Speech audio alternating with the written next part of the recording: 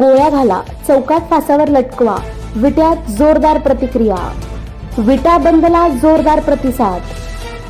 आजी माजी यांच्या घरातील महिला गेल्या कुठे? हळदी कुंकू समारंभाला 1-1 किलोमीटर लाईन लावता, मग इकडे पाठ का?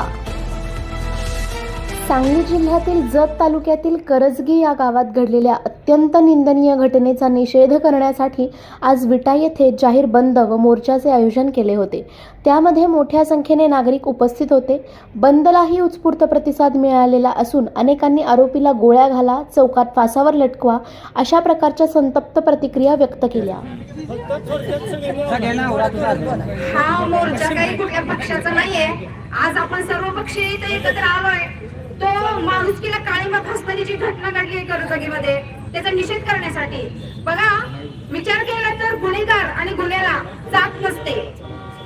मग अशा ठिकाणी आपण सर्वांनी हा निषेध नोंदवत असताना आताच बघितलं मी आपल्या तालुक्याच्या आमदारांनी आपल्याला पत्र दिलं इथं की ते कुठेतरी कामानिमित्त गेलेले आहेत. आज मी तालुक्याच्या आमदारांना खडा सवाल करते, आज तुम्ही कामावर गेलेला आहात, तुमच्या घरातल्या स्त्रिया कुठल्या कामावर गेलेल्या आहात? का तुमच्या घरातल्या स्त्रिया फक्त हळदी कुंकवाचे कार्यक्रम घेण्यासाठी आहेत का? हळदी कुंकवाचे कार्यक्रम घेताना दिवस तुम्ही तिथे असतात. आज लोकप्रतिनिधी म्हणून त्या महिलांची उपस्थिती इथं असणं गरजेचं आहे. मग तुम्ही काय फक्त एखाद्या गोष्टीचं श्रेय तुम्हाला ठेवण्यासाठी असते का? माझा खडा सवाल आहे, कुठले आजी माझी आमदार असतील, तुमच्या घरातल्या बायका कुठे आहेत?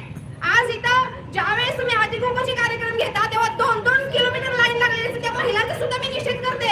आज तुम्हाला त्या पालिकेचा आक्रोश नजर आला नाही का? आज त्या पालिकेची पीडा तुम्हाला दिसली नाही का? आज कुठल्या पिढ्यात जाऊन बसलाय तुम्ही? मला लाज वाटते या खऱ्या विटेकर महिलांची की तुम्ही 2-2 किलोमीटर ती खलपाटणी घेण्यासाठी रांग लावत असता. आज कुठं आहात तुम्ही? हळदी कुंकवाच्या कार्यक्रमापुरतं तुम्ही एकत्र येता आणि आजपर्यंत जोपर्यंत महिला एकत्र येत नाही, महिला संघटित होत नाही, तोपर्यंत अशा घटना या घडणारच आहेत. आज महाराष्ट्रात 2 मिनिटं बशीरभाई घ्या. बशीरभाई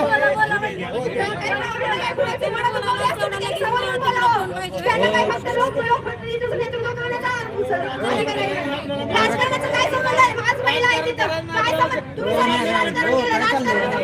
तुम्ही करायचं नाही आपल्याला. वैयक्तिक बोलू नका कोणाला. मुलीबद्दलच बोलते मी. आज त्यांच्या महिला का बाहेर पडत नाही? चुकीचं काय आहे? चुकीचं काय आहे? आणि आज आपण हो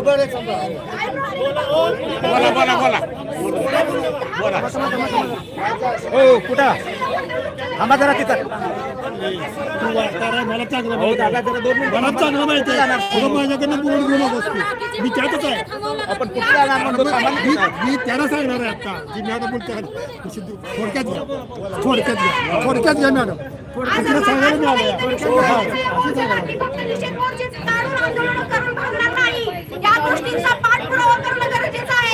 आज महाराष्ट्रात ही पहिलीच घटना घडलेली नाहीये. आज आपले लोकप्रतिनिधी आहेत, त्यांनी संसदेत त्याच्यावर आवाज उठवला पाहिजे आणि त्यासाठी कठोर कायदे केले पाहिजेत आणि याची अंमलबजावणी झाली पाहिजे. आज एखादा अत्याचार करणारा नराधम जर एखाद्या पक्षाचा असेल तर त्याला शिथिलता दिली जाते, नाही दिली गेली पाहिजे ती शिथिलता. त्याला पाठीशी नाही घातलं गेलं पाहिजे आणि त्याचमुळे ही गुन्हेगारी फोफावते. अशा लोकांना पाठीशी घातलं जातं आणि पुन्हा ते आणि प्रवृत्त होतात अशी गुन्हे करायला. ही गोष्ट सुद्धा इथे लक्षात घेतली पाहिजे. इथे काय फक्त मोर्चे काढून निषेध मोर्चे काढून गुळू माझ्या पक्षाचं काय त्याच्या पक्षाचं काय ह्याचा पाठिंबा त्यासाठी आपण आलेलो नाहीये. आज आपण खऱ्या अर्थानं अशा गोष्टीसाठी संघटित झालं पाहिजे आणि खऱ्या मनापासून संघटित झालं पाहिजे. कुणीतरी आपला माणूस आहे म्हणून त्याला पाठीशी घालता कामा नये आणि जे कायदे होतात ते पारदर्शक झाले पाहिजेत, पारदर्शक न्याय मिळाला पाहिजे. आज कुणीतरी म्हटलं की वकील नेमला पाहिजे. कशाला पाहिजे होते ना वकील?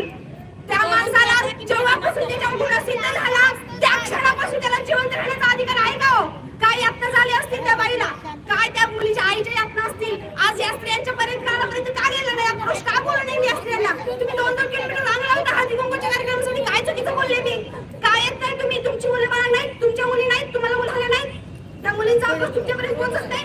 मी एवढं सांगायचंय मला की कुणी आपल्या पक्षाचा बडगा इथं न उभारता सर्वांनी त्यासाठी संघटित होऊया आणि कार्य करूया. धन्यवाद.